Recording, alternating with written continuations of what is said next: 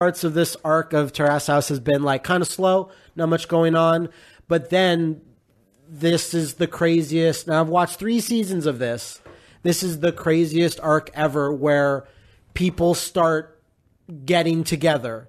People kiss on first dates. What the fuck? What? I'm not going to say who, but someone kisses someone. That is some raunchy out shit. of nowhere. And this is like maybe their second date. That's disgusting. Like you might as well have just ate her ass out in the taxi home. Fucking lewd. So holding hands. And what do you think happens during this kiss? Like, what do you think the actual reaction was? Somebody shits their pants. The camera gets all up in their shit. So the girl that she got kissed, she's just like, oh no, it's Dio. Was it her first? No. Okay. Because that's she's had dates before. That's huge. She's had relationships before. They go back to the house and they're like, "Hey, everyone, we're back from our date. Oh, I see that the fireplace is doesn't have. Let's start the fireplace up. It's a little cold." And then the girl's like, "Yeah, let's do that." And she's putting like wood in, and then she's looking at the rest of the cast, and she's looking like, "I'm being kidnapped. Please save me." But she can't say anything, so she's like. This social pressure, it's too much. And then she just kind of, that's it. And that's the weird part. And then she's like, oh yeah, he kissed me. And they're like, what? That's a constant episode of That's a massacre right there. Lots of massacres. I was thrown for a loop, fell off the bed. That full on bacchanal. That culture is fucked. And that culture is going to disintegrate. It was crazy. And then like a horrible person left, and we're so glad when they did because a new hotness came in. A Graveur model joined. They got real. She's like, hi guys, my name is this, and she meets the 2 guys that are in the house. She's like, oh, I'm gonna go take a bath. See ya. And then they're whatever, and the guys are like, and they go on their phones, and then they show them on their phones, and they're zooming in pictures of her shots, and they're like, and they're zooming in and out like on her chest. They're like, whoa. It was a crazy. Shit! All these arcs, Soapland. They get released on Netflix 8-episode chunks every 3-4 months. So I have to wait 3-4 months to see what else. But then you happens. can chunk it. I can chunk it for 8 episodes, and this was the craziest like I've actually seen. Like even if it wasn't Terrace House, where it's like slow and plotting and like why is the country like this, it still had a lot of crazy shit just in general. Like, oh, you're going to go there. Oh, like random kisses. Oh, shit. Okay. Now this happened. You left. You came back. You're a Graveur model. Like, it was a really fun time. So. It's almost like you're describing Tokyo Mirage Sessions sometimes in terms of just like the TMS is true to life. What is happening culturally here. Yeah, it's true. But in the downtime, and this just came to my attention that we never brought it to air. In the downtime, you could always fill the non-Terrace house with Naked and Afraid. You could. Because did we? I don't think we brought it. We briefly touched upon it a little in the last session of TMS, but we didn't go full blown. We should. It's a good bit. So fucking if you want to at Evo, like start that. Just. Like, so here's the you think oh go to fucking Vegas town. We had to kill time, so we're in the room and we're watching TV. Well, but that's also the way you live. Yeah, that's the style of Matt and Leanna is partying all the time though, not really. Reality TV, what's going on, America? And fucking what you got for us this time? Sitting around drinking awful vodka, watching Naked and Afraid. That's bad vodka. And fucking like I'm like, what's the deal? I've heard about this show. You're like, okay, what you got? What is this? And it's like, okay, so no, what you have to understand is yes, it's random people sitting in the jungle for 21 days trying to survive. Cool. What do they win? Fucking nothing. You get nothing. Nothing. Oh, wait, your stats raise. Your numbers go up.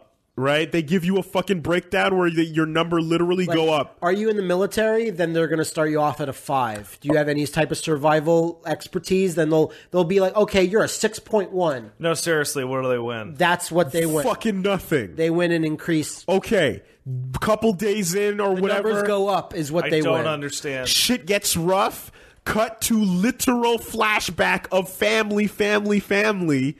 of them filming this woman filming their kids and their husband on that a playground they left behind, pushing their kids and going, "Oh, I got to do it for them.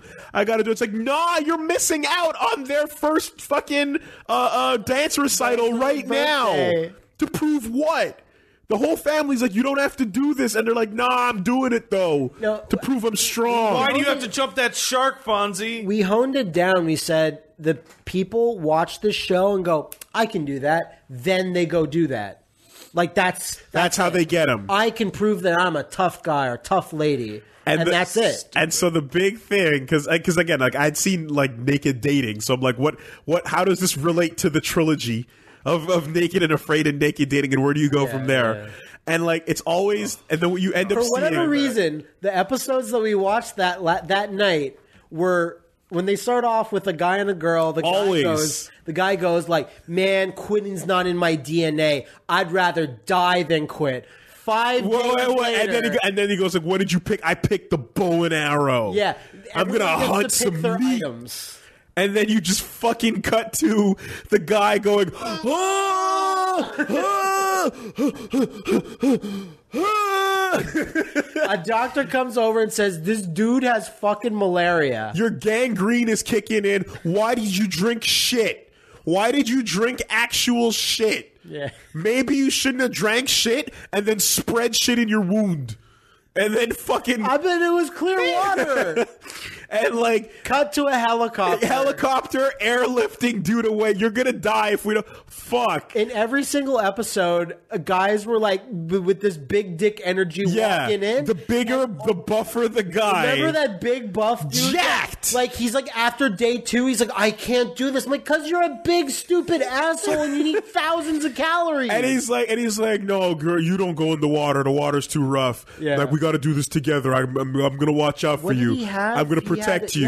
He's going to get, like, intestinal failure. He fucking ate some shit, and then he was like, oh, and then he couldn't walk anymore, and his feet swole up. His foot... And then the girl's just like, you fucking idiot, what did you do? And he's like, oh. If someone quits the show, the other person has to do it by themselves. It's incredibly rough, and most people don't do it, but... Every woman on this show did it. 5 for 5 episodes we watched ended with girl alone doing the next 20 days because the first one, the guy fucking ditched.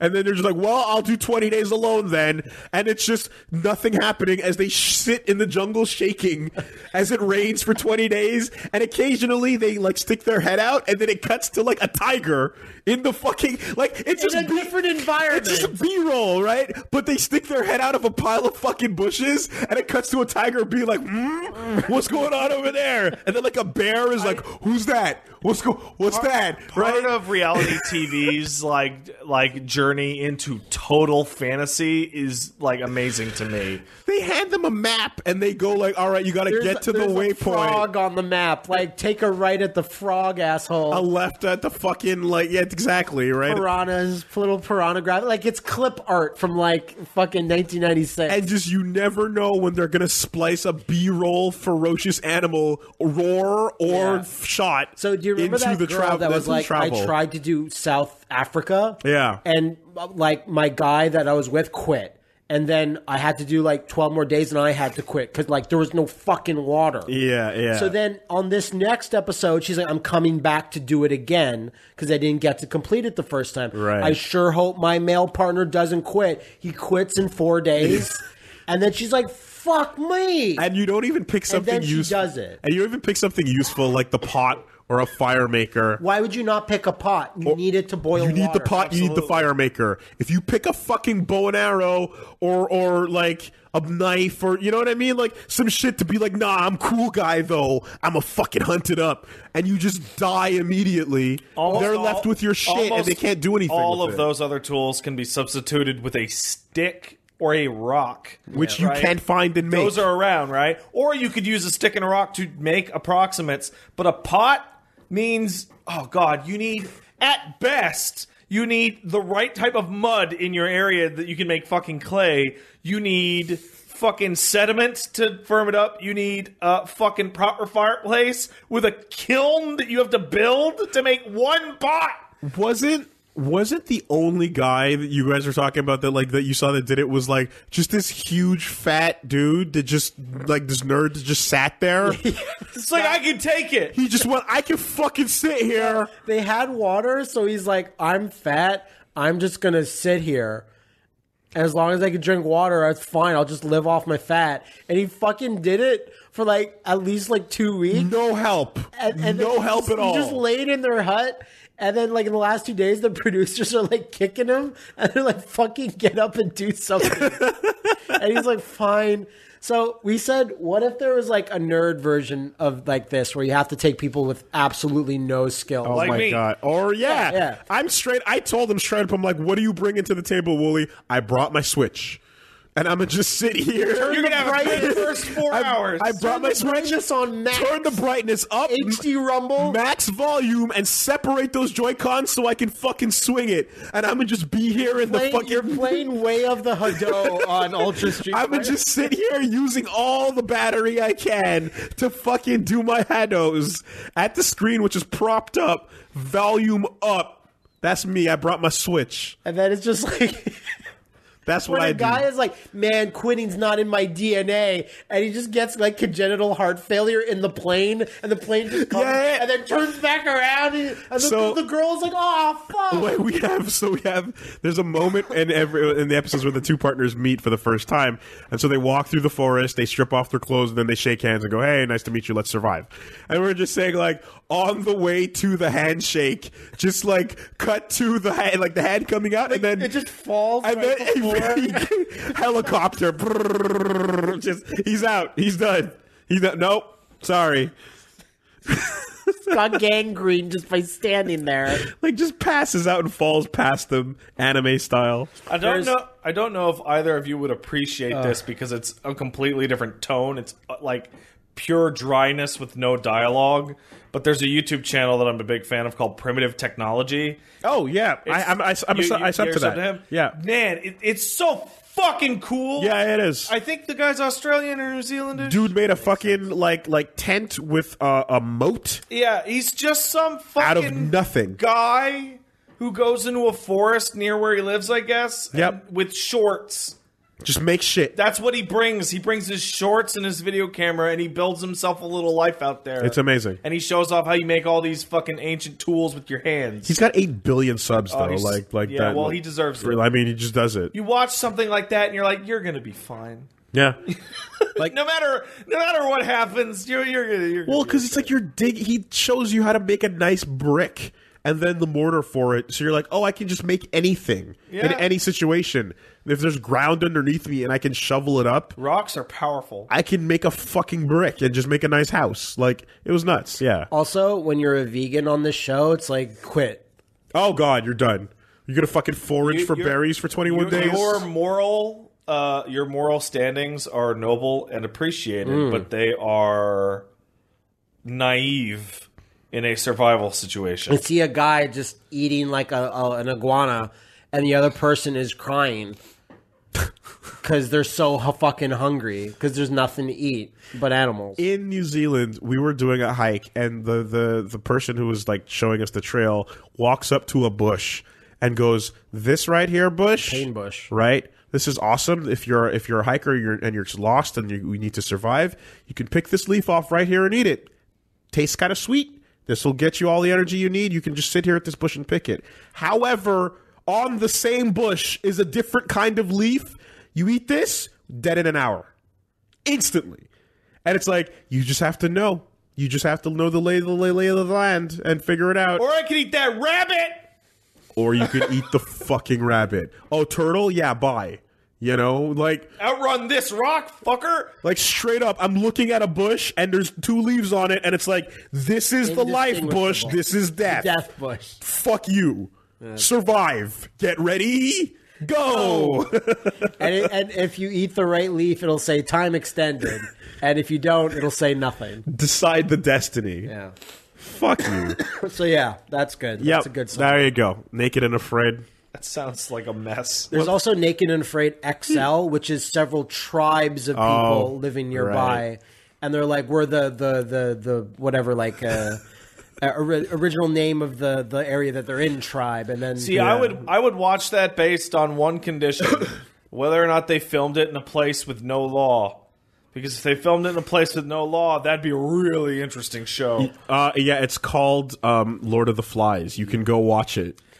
I want it to be fucking real, Wooly. Also, you love the fact that there's like one episode, the girl is a lesbian cop, and then the guy that she teams with is like a preacher from Utah. Yeah. Yes. I wonder what's gonna happen. The pair ups are all that's zany. The most like hijinksy and what exactly. So I'm just like, so imagine they reveal it's like this guy's a Klansman from the deep south. Who's his partner gonna be? I wonder who. Question mark. To be fair, out of like a couple seasons, that's the only one where I'm like, okay, come on. And they got along really well, and he's like, wow, you opened up my eyes, lesbian cop. See, that's the ideal, right? Is then they came out and they were bestie friendsies. They were. Yeah. Then there was that one crazy lady that said, I'm going to kill you to the partner. And the producers are like, you gotta go, bitch. Yeah. And she's like, what'd I do? And then you're the low tier god of this reality show. And then she's like being brought away, and then she's like back at her place in like the deep south, and she's like, whatever, I would have done it, but my partner was a pussy. Yeah. You were asked to leave because you threatened someone's life. Yeah, because they're pussies, man. I'll kill them. No, like I said, I just need... Especially those of you in the jury. Especially those of you in the We just need the guy who's, like, dying and about to get lifted onto the helicopter being like, I used to be clothed and brave, but now... The guy that gets carried away in the helicopter by day 5 is the one that started off by saying, like, I'd rather die than quit. Wow. And when you see them get carried off, the next thing you see is their fucking stat sheet, and then the number goes down. Your survival rating drops. Yeah. You're a fucking punk. Make sure this is the section that you cut out for the YouTube channel, because I fucking love this. Nice and isolated.